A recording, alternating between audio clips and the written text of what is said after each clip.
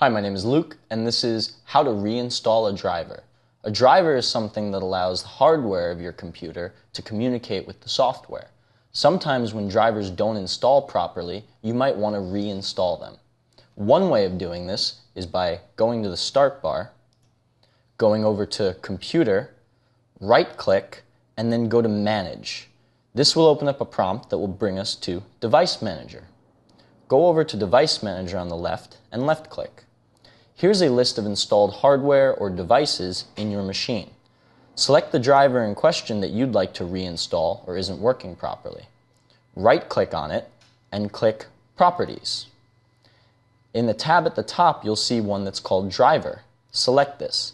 This will give you information on the driver, the signer, the version, the date. If you'd like to uninstall a currently installed driver, click Uninstall. This will remove the driver. To then reinstall it, you will then click Update Driver.